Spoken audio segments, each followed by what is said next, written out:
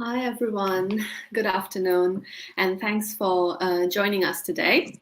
My name is Sweta Choudry. I'm a peace activist, PhD student, and a national organizer at the Stop the War Coalition. I'm really honored to be hosting this talk today and really excited. And we have our guest today is Mark Curtis, and today's talk is organized by the Media Reform Coalition. So the coalition works to bring together dozens of civil society groups, researchers, and media practitioners to develop policies and to campaign for media reform in the light of a communications environment that continues to be dominated by a handful of very large, powerful organizations and is characterized by insufficient plurality, diversity, and accountability. Every year, the coalition puts on a fantastic event called the Media Democracy Festival. However, because of COVID-19, the festival was cancelled this year. So instead, they're now hosting a series of online debates on some of the key issues of our times. And today's talk is a part of that. This is the final one of these debates. In the previous sessions, we've already discussed the coverage of economics, the silences and scapegoating that are evident when it comes to media coverage of racism and Muslims and transphobia and platform dominance. Today, we are going to concentrate on the role of investigative journalism in uncovering silences about foreign policy that are too often ignored by the mainstream media. So our speaker today is Mark Curtis. He's an expert on British foreign policy and the author of several books, including Web of Deceit, Unpeopled, Dirty Wars, and Secret Affairs. He's also the editor of the newly launched investigative site Declassified UK, which he'll be discussing in today's talk. We'll start the talk in a minute, but before we move forward, I'd just like to request that if you have a question that you'd like to ask, please add it to the comment stream and keep it very clear and concise. So let's begin the session now. Mark, a very warm welcome. Over to you.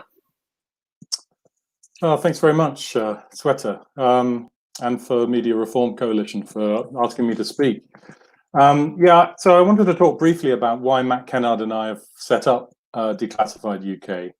The overall reason for this is that we in the UK have an enormous problem. I mean, there literally is no functioning information system where people really can find out what UK governments are actually doing in the world. The establishment media is simply not serving the public. There is a massive gap in reporting on UK foreign policy. So we've set up Declassified to tell the truth about the UK's role in the world. We're covering mainly military, security, intelligence policies, but also corporations, British environmental policies, development issues. We are biased. We're biased in favor of reporting on the UK's impact on people, on human rights, international justice, free speech, international law. These are the key things for us. We're moderates. We believe in those principles, unlike the extremists currently in power. And I think that our belief in those principles makes us different to the establishment media, which doesn't base its reporting very much on those principles. We've done 66 investigations so far since we began last September on our website. They're all there, declassifieduk.org. So far, we've revealed things like secretive UK military programs in Saudi Arabia, how the UK military's greenhouse gas emissions are 11 times larger than the government admits, how the UK is quietly continuing its war in Yemen under coronavirus, how the UK is conducting military training in environmentally protected areas in Belize, how GCHQ is infiltrating British schools and allowing arms companies involved in killing children overseas to teach our children. It's a privilege for me to be working with two amazing investigative journalists at Declassified, Matt Kennard and Phil Miller. Matt used to work at the Financial Times, but has since recovered and is now doing amazing work. Phil has just produced a groundbreaking book on UK mercenary operations around the world. And both are brilliant researchers and reporters. We've also got a commissioning budget to allow great journalists to write for us. We want to offer a platform to writers who currently don't have a platform. either writers in Britain or in countries affected by UK foreign policy. They can be young writers, they can be up and coming or established journalists, and we really welcome pitches for investigations from people that want to write for us. We see our role as public service journalism because we ourselves are fed up with propaganda and fake news, and with the public not being informed what's being done in their name. It's wrong to think of the establishment media as news organizations. They're more corporations with political and financial agendas. And once you understand the media as lobby groups for the establishment, their outputs make more sense. The right-wing billionaire-controlled media are basically lobby groups for the conservative wing of the establishment. The Guardian, mainly, for the liberal wing of the establishment. These are essentially the false information platforms of the British elite, what I call the oligarchy, a highly secretive, elitist, privileged group who basically control state policies. Our system is routinely called democracy in the ideological system, but it really only has a few true democratic elements. And the establishment media reinforces that oligarchy. Now, for anyone that knows much about the UK's role in the world, it's impossible to read the mainstream media as a consumer of news. You can only really look at it as an analyst of misinformation and propaganda. Sadly, the establishment media are doing a very effective job for the oligarchy. Partly, I think, because many people still don't really accept that the media play such a widespread propaganda role. But I think things are changing. And the good news is that more and more people do know what the role of the mainstream media is. There was a poll recently showing that the population who trust the mainstream media is declining, which is a very positive development, in my view. For me and many other people, the general election last December was a pivotal moment in British life, perhaps akin to the Iraq War of 2003. There may have been several reasons why Corbyn lost that election, but what's clear is that the media mounted the biggest propaganda campaign in British post-war history to ensure that largely popular policies promoted by Corbyn would not prevail. And the real enemy of that campaign was not so much Corbyn as the public. The stakes in that election were incredibly high. Corbyn would have been the first anti-imperialist leader ever to have won power in a major Western country. And this was something that the elite had to stop at all costs. And any smear, however ridiculous it seemed, was allowed to be published. The reason the election was pivotal was that the media clearly revealed themselves essentially as part of the oligarchical state, and that serious progressive change cannot happen in the UK without major media reform. That's my conclusion. We at Declassified found 440 articles in the UK press calling Corbyn a threat to national security. And during Corbyn's time as Labour leader, there were over 3,000 articles in the UK media covering Corbyn and the IRA, over 12,000 articles on Corbyn and anti-Semitism. This choice of issues was part of this huge propaganda campaign. But the fact that the media largely won the election for the establishment cannot now be mentioned in the media, in the ideological system. It's about as mentionable as the fact that the UK war in Libya has helped spread terrorism to 14 countries, or that Britain is a serial violator of international law, or that Whitehall doesn't support human rights in the Middle East, but supports the states repressing them. There is some space in the UK establishment media for critical, independent reports, but really not very much. Inconvenient facts are just routinely buried in our media system, like the war in Yemen is a British war. I mean, BAE Systems, Britain's largest arms corporation, and the RAF are a core part of the war. But almost no media coverage states that Yemen is a British war. Try finding articles on the deepening special relationship between Britain and Egypt, or between Britain and Israel, or Britain and Oman. Try finding articles on the UK's special relationship with Saudi Arabia. Try finding articles examining the UK's routine disregard for international law, or any articles examining the UK's role as a rogue state. These don't exist in the mainstream media. Try finding articles suggesting the UK might be anything other than a promoter of international development. Now, I recently wrote a two-part analysis of the UK press for Declassified, which is on our website, trying to quantify how the press really works through statistical research. The conclusion was that Britain's press consistently portrays Britain as a supporter of noble objectives like human rights, democracy, and development, and that the press acts largely as a platform for the views of the UK military and intelligence establishment. You only have to look at the issues covered, how they're covered, who is quoted. There are very few exceptions. The UK's alliances with repressive regimes are ignored or downplayed in the media, while our official enemies like Russia, China, Iran are endlessly criticized, often accurately.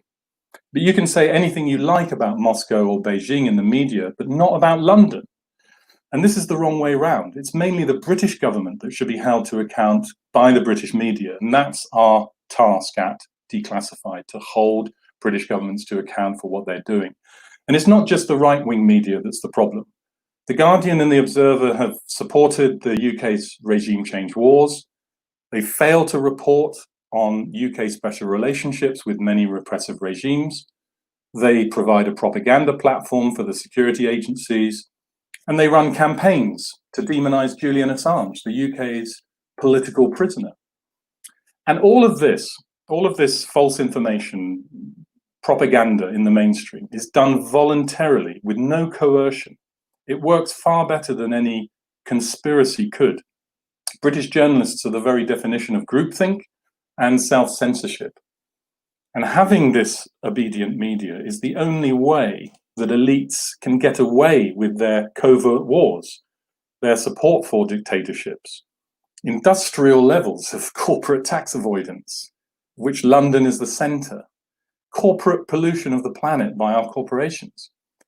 If people knew what the UK was actually doing around the world, I think much of it would stop tomorrow. And that, in fact, is something which elites know. And I've seen this many times in the declassified files that I've researched for various books.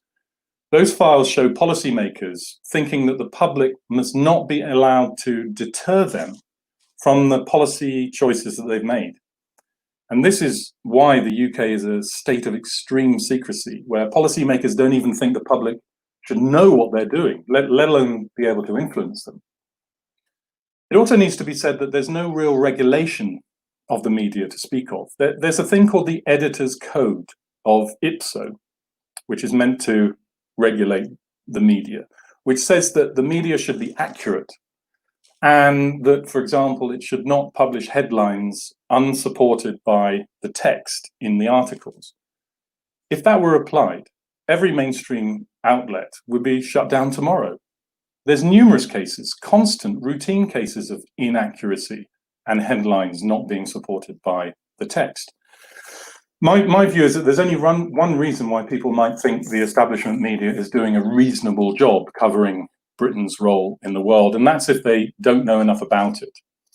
And it would probably not be their fault if they don't know much about it, because we, the public, are being kept largely in the dark. We've got literally dozens of stories at Declassified that we could do tomorrow, because there's so little coverage of UK foreign policy anywhere in the media.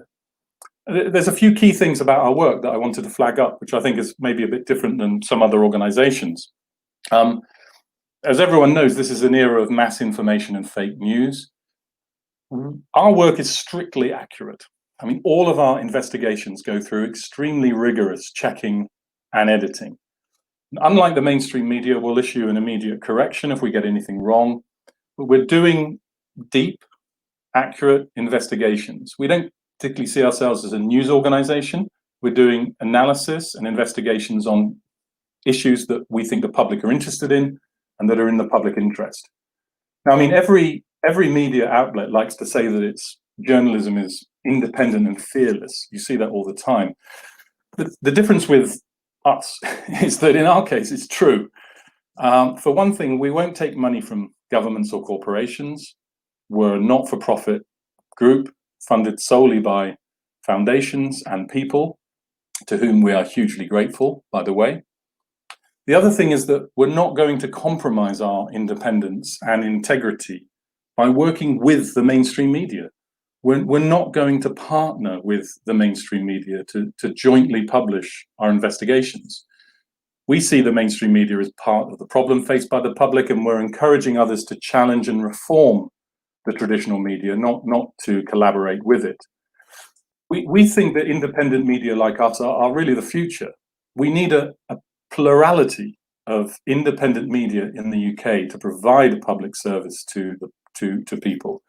And I think the work being done by media outlets like the Ferret, Open Democracy, Middle East Eye, New Internationalist, Novara, The Canary, and others is really important.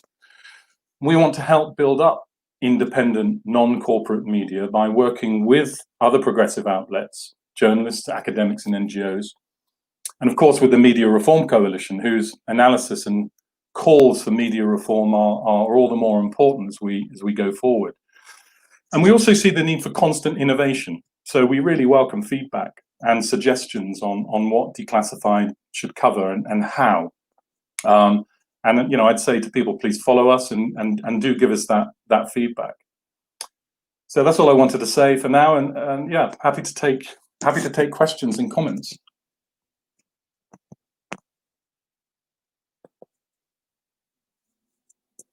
Thanks, Mark. Thank you, Mark. Thank you for such a fantastic and thought-provoking contribution. You've made some really interesting and important points.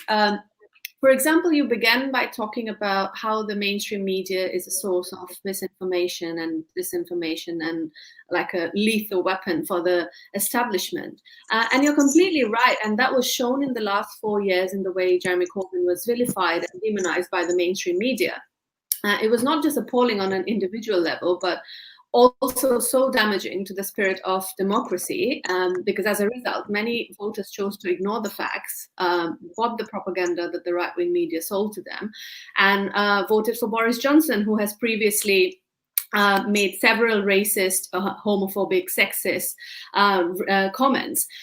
Turning to the questions I have for you, recent public polls have shown that the British public sees the mainstream press as the most right-wing in Europe. So my first question is, to what extent do you think the public can and do choose to ignore mainstream media and political debates and rely on their own judgment and common sense when forming opinions? And what do you think is the future of investigative journalism in this hostile political environment? Right, yeah, well, they're both very good questions. I mean, the issue of to what extent are people influenced by the media is actually a huge question. I mean, I think at one level, they're hugely influenced. And that's on the questions of what people are told to think about. You know, what are the issues that dominate the media on any given day? The UK, for example, has contributed to 100,000 deaths in Yemen over the last 4 years. Few people are thinking about that. Why is that? Well, maybe it's because some people don't care, but I think many people would care if they were constantly told the truth about the UK's role in that slaughter of people.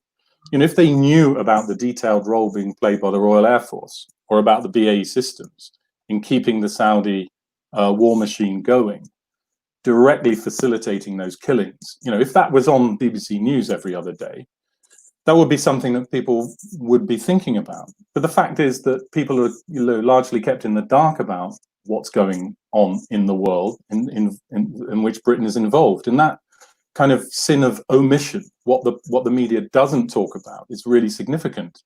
I mean, personally, I think that people are certainly capable of exercising judgment and don't simply believe what they read in the media. But when people are constantly bombarded with the same message, like, you know, that Corbyn is a terrorist, Corbyn is a Marxist, Corbyn hates the UK, he's an anti-Semite, I mean, those messages tend to then, I think, begin to indoctrinate people. People begin to think, well, there's no smoke without fire. You know, it's the basic principle of advertising. If you repeat constantly repeat a message, and then people eventually end up believing it. And I think our media tends to work like that, you know, both in terms of what's covered in the media and how it's covered. I think your other question about investigative journalism, I mean, in some ways, this is under huge threat. I mean, for two reasons, actually. I mean, one is what's happening to Julian Assange and Belmarsh. There seems no doubt that the US administration and the British government want to make an example of Julian Assange. You know, they want to punish WikiLeaks for revealing state crimes that are actually in our interest. And this could send, it is already sending, a terrifying message to, I think, other journalists and to anyone interested in actually revealing what our governments are doing around the world. This literally is about criminalizing journalism. And if the extradition of Julian Assange goes ahead, I think it will be horrendous for the future of journalism, and particularly investigative journalism. But I also think this is a great example, actually, of how media propaganda has worked, because, you know, a huge propaganda campaign has been mounted by the media over the last few years to demonize Assange, saying that he's an ally of the Kremlin, that he's a cutout for Russia, and all this nonsense, which is just complete fabrication. And the reason for that is because they know that actually what WikiLeaks and Assange have done is in the public interest. You know, it is in our interest to have the crimes of our states revealed. It's not in our interest for the states to get away with those crimes. Yes. So this is a hugely important issue. And the other thing is, and we had an article on this written by Richard Norton-Taylor, the former Guardian journalist, had an article on our website a few days ago, that the government does have plans to in effect criminalize journalism, and it plans to introduce an espionage act that would make it much harder for investigative journalists to reveal key information in the public interest. And I find it's very significant that these attacks on journalism by the UK government are going on at the time when the government is rhetorically championing global media freedom. You know, a year or so ago, the government embarked upon this big process where it was claiming to champion global media freedom, and has worked with Canada and other governments to bring together this international conference in London, where it says that it supports media freedom around the world. Well, you know, whilst clamping down on it at home, you know, whilst actually supporting governments like Egypt, for example, who are unprecedentedly clamping down on free and independent journalism in their countries. So there's a huge propaganda campaign going on by the government to convince us that it's for media freedom when it's clamping down on it. And I mean, all I can say is that, you know, we at Declassified are not going to be deterred by what the government is doing. You know, it's in the public interest for government policies to be exposed, and that, you know, that's our role. And I think that's why people are interested in reading our analyses. Yeah, thank you. We have so many questions from the audience, but I'll take this first question from Hannah Graham from YouTube, and she's asking, how much suppression of information do you believe the UK government is actively engaged in within the British press? And the second part is, how can the media hold the government accountable? Yeah, I mean, I think there is some repression of information. You know, there's this thing called the DSMA committee, which used to be called the D-Notice committee, where the government will try and stop the media publishing information that it deems to be against national security interests. And that can easily be abused by a government not wanting embarrassing information to come out. The interesting thing about that system is it's purely voluntary. I mean, the media that are part of that system and who abide by that system are voluntarily censoring themselves. I mean, that in itself is an indictment, I think, of the mainstream media. You know, we at Declassified are not going to go anywhere near that committee. We're not going to censor information because the government says that it's not in the national security interests of the UK. We know that the government uses this term national security as an umbrella term to prevent good information reaching the public. But actually, I don't think that this is the primary reason why good information doesn't reach the public. It's not because the government is telling journalists not to say X or Y. Journalists self-censor. They stop themselves analysing certain issues. You know, why is it that there's no articles in the British media that look at the UK's deepening support for Israel or Egypt? Hardly any in terms of Egypt. There's been one or two articles actually, still not covering the full extent of the deepening British across-the-board relationship with Egypt, and none, as far as I know, on the UK's deepening military relationship with Israel, for example. Now, why is that? No one is phoning up an editor and saying you must not cover, you know, the UK's relations with Egypt or Israel or Saudi Arabia or Oman or Bahrain or any of the other dictatorships that the UK is supporting. You know, this is self-censorship, and I think it works kind of similarly to, I mean, anyone that's worked in an organisation can surely understand this. You know, whether it's a corporation, whether it's an NGO, you know what the red lines are. You know what it's permissible to say and what it's harder to say, what you can get away with saying, and what's more sensitive. The thing is, we like to think that, you know, our journalists are fearless in that they'll say anything provided it's the truth, and they'll go and look for the truth. But unfortunately, they are just as subject to that sort of self-censorship and I think groupthink as anyone else, and that's the problem we have. What we really need is those fearless and independent journalists. Thanks, Mark. Wow, we have so many questions. The next one is from Ilias Statatos. I hope I've pronounced the name correctly. It's from YouTube, and he's asking, what do you think is the independent media's role in pushing back against journalism that leads us towards a second Cold War? Yeah, the media's role is absolutely fundamental in this. We don't have a governance system that holds governments to account. You know, Parliament is largely in the pockets of the executive. There's very little independent scrutiny going on by Parliament of what the government is actually doing. You know, the UK system is more of an oligarchy, in my view. Some people call it an elective dictatorship. The government, you know, we have extreme secrecy in the UK, where the government doesn't even need to tell us half the things it's doing. Even when it does tell us what it's doing, there's very little scrutiny by Parliament of that. You only have to look at the all-party parliamentary committees that are meant to scrutinise government policy. They very rarely do that. They're meant to do that on behalf of the public. They're not doing it. What that means is that the role of the media becomes even more important, because, you know, it's from the media that the public will get good information. But it's incumbent upon us as independent journalists to give the public that information, but I think it's also incumbent on us to challenge and reform the current establishment, traditional media, because they are playing such an insidious, pernicious role. You know, whilst millions of people are still reading the Times, the Mail, the Telegraph, watching BBC, reading the Guardian, and thinking they're being told this is the reality about, you know, of what's going on in the world in terms of UK policy.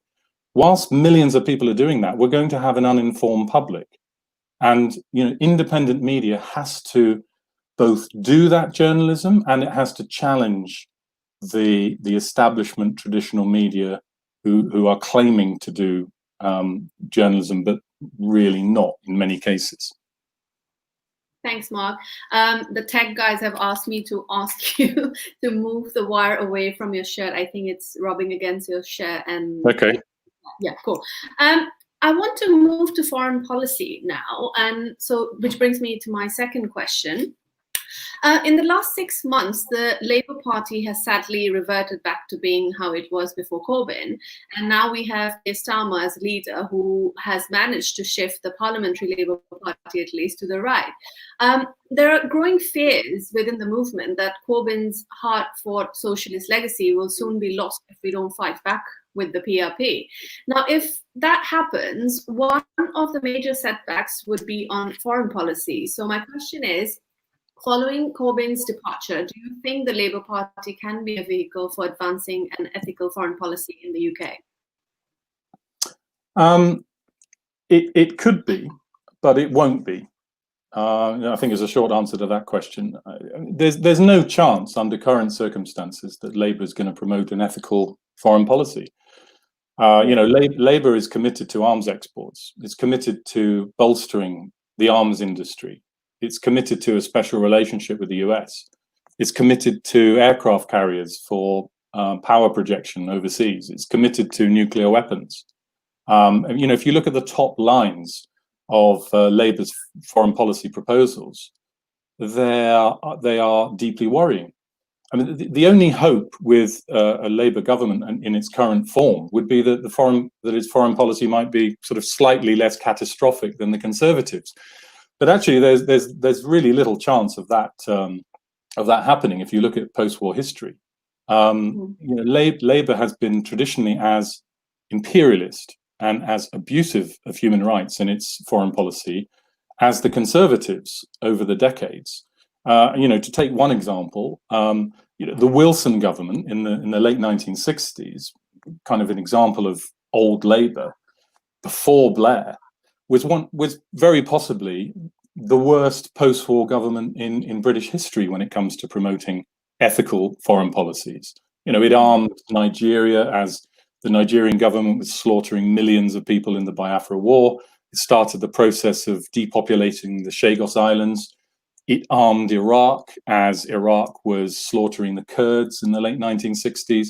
It even aided the Indonesian generals in 1965 to conduct a genocide that killed hundreds of thousands of people in Indonesia. Most people won't know about these episodes because they've been written out of history pretty much. That was Wilson. That was a Labour government. We could talk about Attlee. Could talk about Attlee's war in Malaya. We could talk about Blair's war in Iraq. The fact is that for now it's all over for Labour. I mean, Corbyn was a once in 100-year, I think, chance for Labour to promote decent, moderate policies, promoting human rights and international law, and I think it's pretty much over now.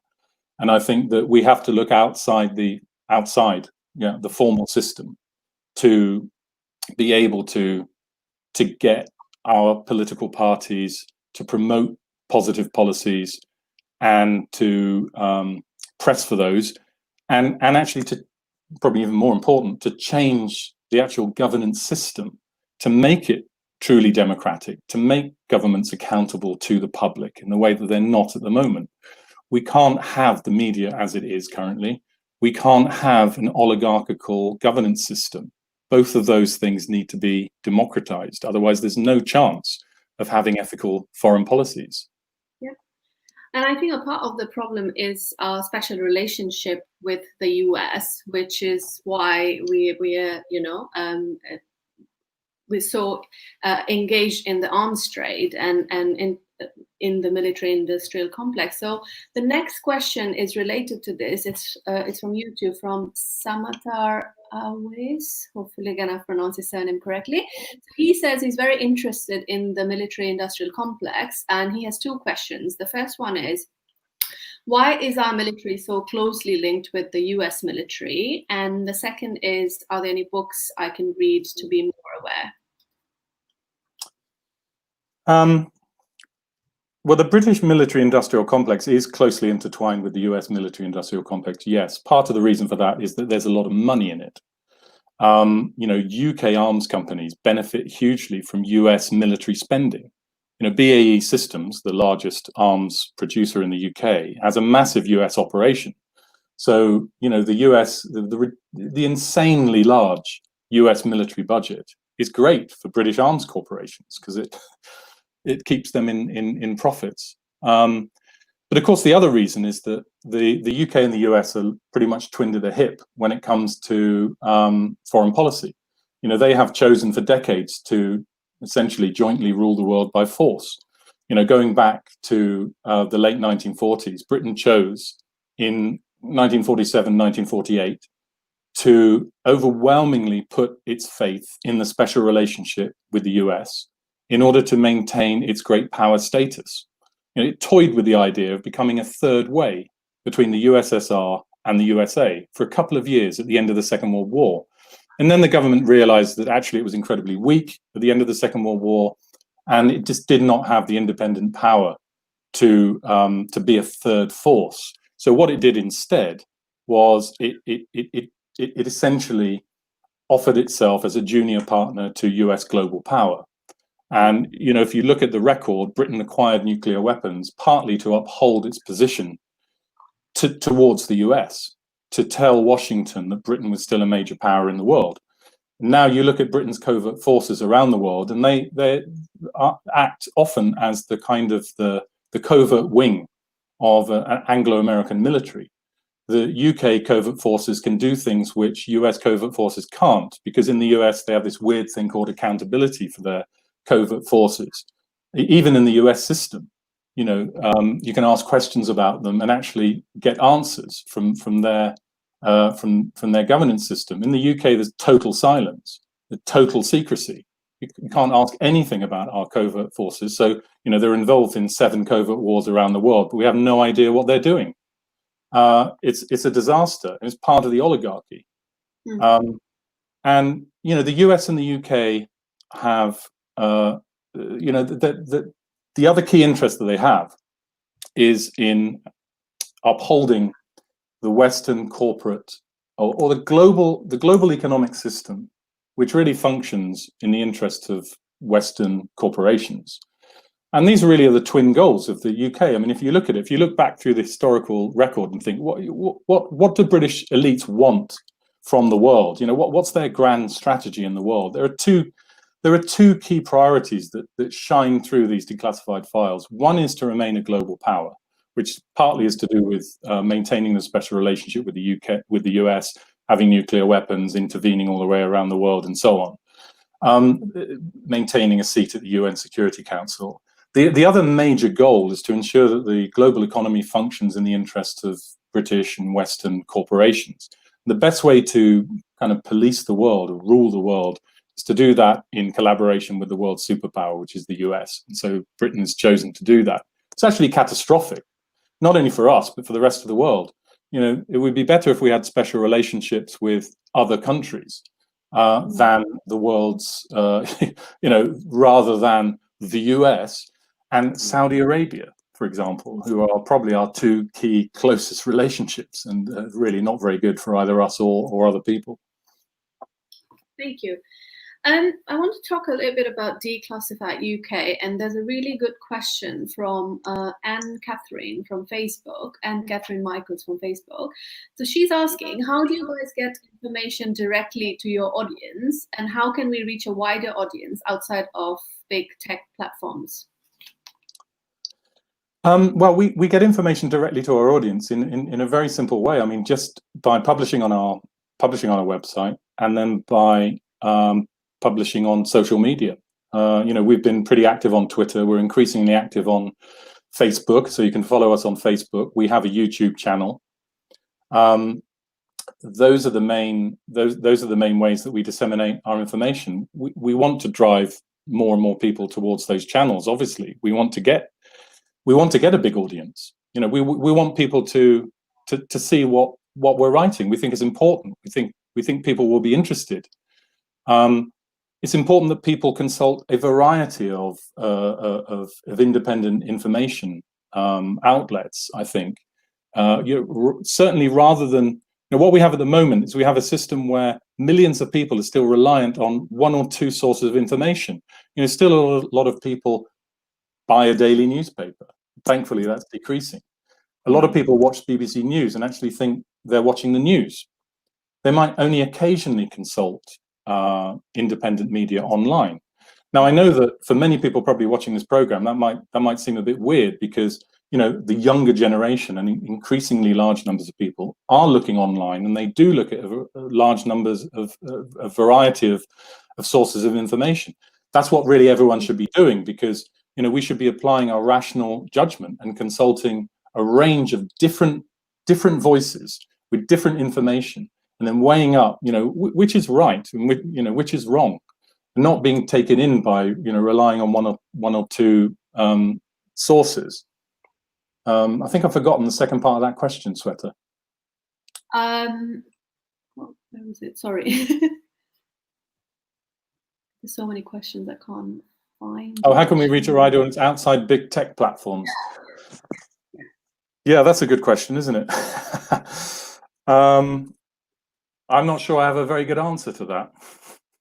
I think that's all I can really say. I mean, I think at the moment we are unnervingly reliant on big tech platforms, and who can easily manipulate us.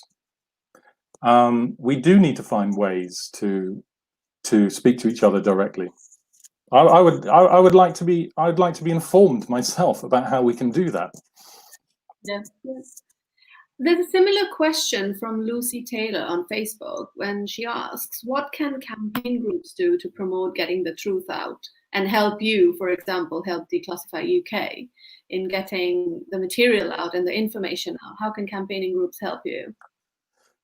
Yeah, that's also a really good question, because I mean, my background has been in the kind of NGO kind of advocacy, kind of close to campaigning world, and what I'm doing at the moment is very different. I mean, Declassified is a pure journalism outfit. We're not doing any campaigning or lobbying, and we're not interested in doing that. We're simply interested in analyzing information and then providing that to the public.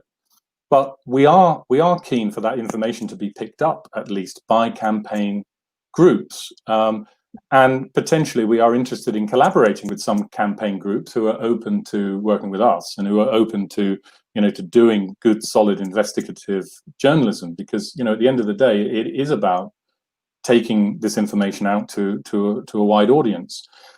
I mean, I would say that campaigning groups need to A, continue to do what they're doing. B, I think they need to stop relying on the mainstream media themselves. I can understand why, when campaign groups spend a lot of time producing a report, they just want to maximize the coverage that they get for that report. So they take it to the usual suspects. They'll take it to The Guardian, take it to the Mail sometimes, because they have big audiences.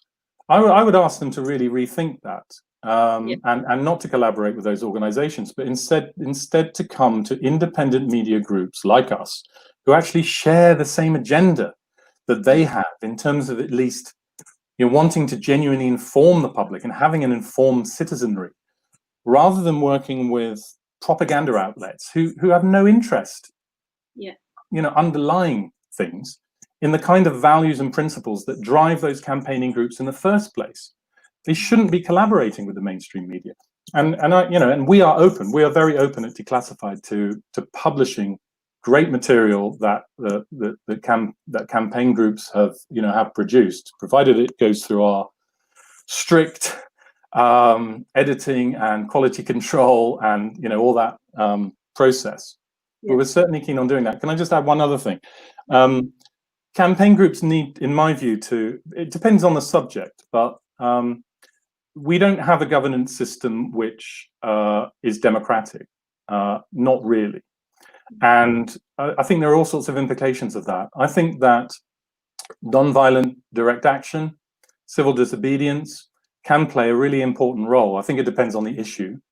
But on major issues like environmental policies, which are leading us to catastrophe, on British wars and military industry, which is really harming human rights around the world, on things like industrial levels of global tax avoidance, where London is the center. I think on big issues like this, civil disobedience, non-violent direct action can be justified, and I think that groups like Greenpeace and others have shown that you can you can have impacts, and the public are sympathetic to taking those sorts of actions. You know, if they're done properly on the right issues. And I think that, you know, many campaign groups should consider, if they're not already, consider, you know, doing those kinds of doing that kind of work. Yep. Thanks.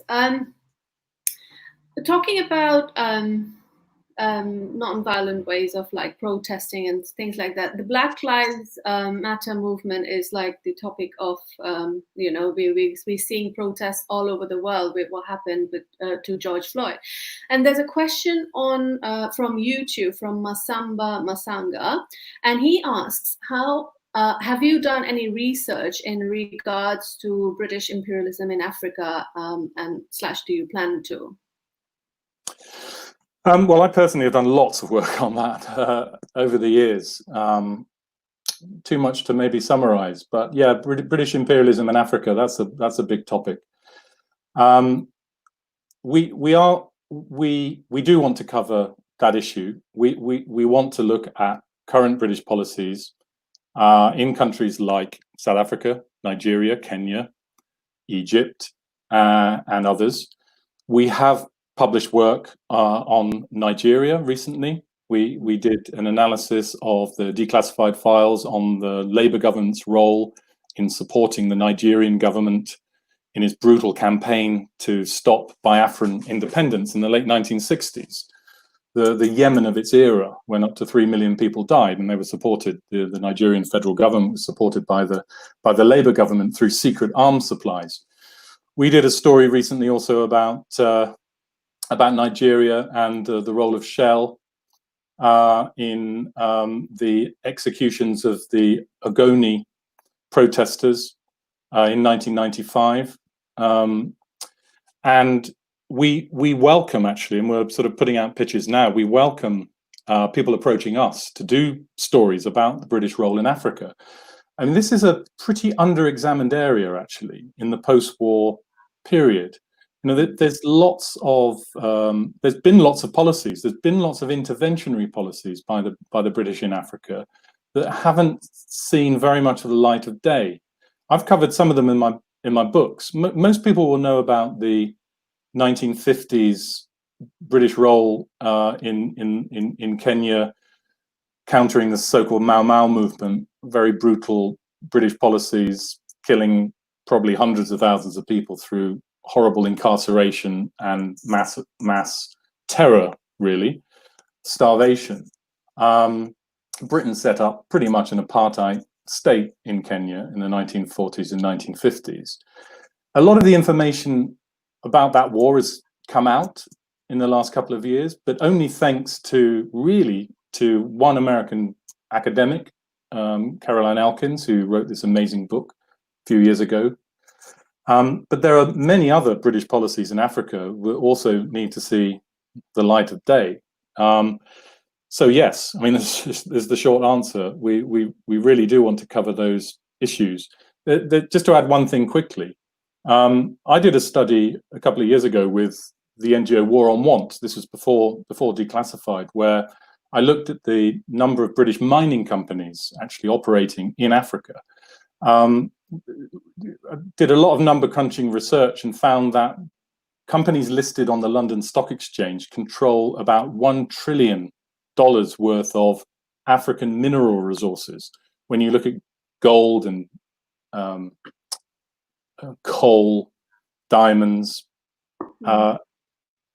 basically Africa's wealth is pretty much in the hands of UK listed corporations, who are often tax avoiders.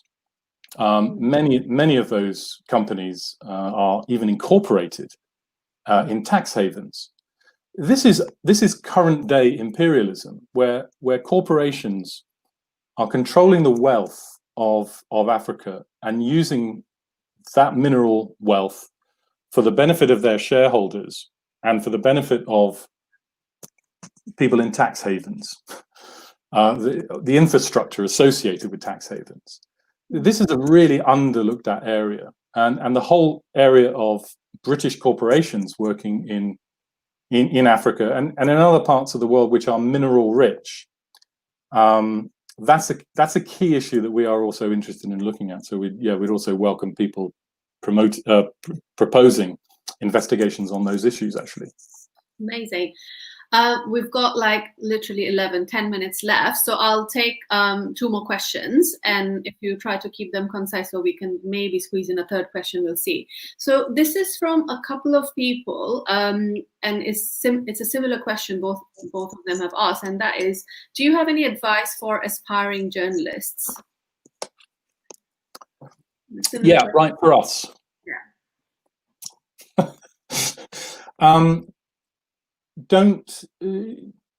You can join the mainstream media. Join the mainstream media, see how it works, and then leave and tell the rest of the world how it works. Do that. That's pretty much what I did by working at Chatham House.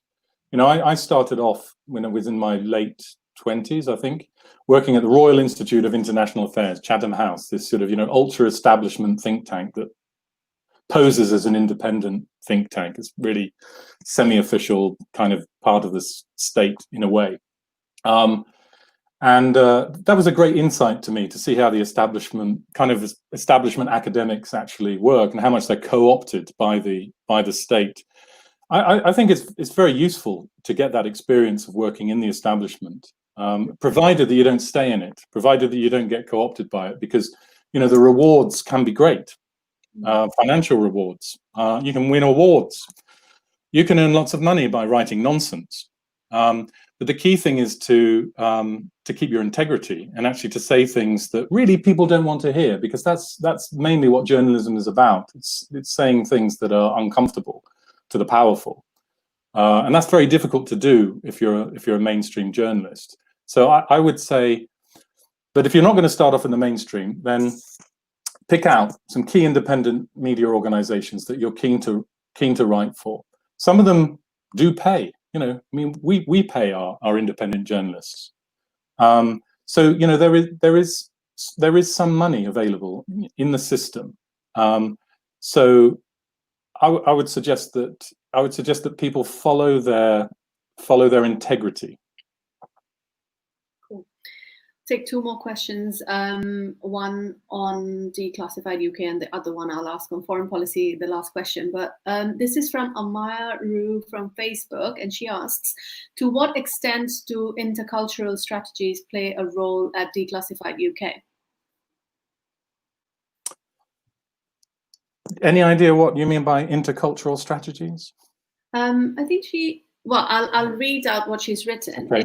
It appears the mainstream media as we know it makes it easy to disseminate information that creates a face for the UK to the public that is worlds apart from the reality of its actions abroad. As a result, perceptions of identity are enhanced by this. So, I mean, I'm not necessarily entirely sure what the questioner means there, but I mean, I can say one practical thing, which is very practical, and may not be what the questioner means, but we are very keen to take analyses and to promote investigations by people who don't get represented in the traditional media, which tends to be white men. The UK is more diverse than that, and we want to reflect that in our reporting. We also want to encourage and promote journalists in countries affected by British foreign policy. So we want to find great journalists in Kenya, in Nigeria, in Venezuela, in Colombia, in India, to write for us, to feel that they have a platform to be able to express themselves about the true nature of British foreign policy in their country. It seems to me that there's very few platforms for people to be able to do that, or at least there are very few platforms in the UK to be able to do that. Mm-hmm. So we are very keen to do that. Okay, and I guess it's like the final question, and it's quite topical. So hang on one second. Wanted to talk about the recent attack in Reading. So in light of that and the several other attacks in Manchester and London Bridge in the past, the terrorist attacks, could you discuss the link between UK's foreign policy / overseas military operations and domestic terrorism? And secondly, what role does the mainstream media play in suppressing or concealing the UK's history of controlling foreign governments, especially in the Middle East, and the UK's involvement in ongoing conflicts such as Yemen, which you discussed before? And how do you account for the silences in the mainstream media's coverage for British foreign policy? Sorry, that was long. Okay, but that's, yeah, so those are some big subjects. I mean, I think first of all, maybe on the Reading attack, I mean, as far as I understand it, it's maybe a bit unclear whether it was really a terrorist attack as such. It could be that I think the information is still coming out. So what the motivations for that attack were, I think, are a bit unclear to me at the moment. I mean, clearly the attack is just completely horrendous and despicable, whoever it was and whatever their professed reasons for it. So, I mean, this link between foreign policy and terrorism is something which I've, spent a lot of time working on over the last few years. And, my view is that there are essentially two links between the UK foreign policy and terrorism in the UK. There's one which is more spoken about and one which is much less spoken about. The one that's more spoken about is that some jihadists who have undertaken horrendous attacks in the UK have been inspired to do that by been inspired to attack the West by almost as a kind of revenge for Western policies in the Middle East. And in fact, that's something which I think large numbers of people are aware of. It's something which Tony Blair was actually warned of in advance of the invasion of Iraq, that it could inspire terrorism to happen in the UK. I think that sort of inspiration has, as I say, had more attention than the second link between domestic terrorism and UK foreign policy, which I think in many ways is more serious. And this is a sort of a link that's been virtually buried in the mainstream media, which is that, British governments have for decades colluded with radical Islamist forces, including terrorist organizations. They've worked alongside them, and they've sometimes trained and financed them in order to promote objectives. I mean, I tried to document this in my book, my last book, Secret Affairs, which looked at British collaboration with Islamist actors in Bosnia and Kosovo and Syria, Afghanistan, Libya. Quite a few examples. Most obvious examples that that have received less coverage in recent years have been the UK's covert role in Syria, for example, where Britain has covertly supported groups working alongside jihadists and may have even directly supported jihadist groups. It certainly helped to empower those forces.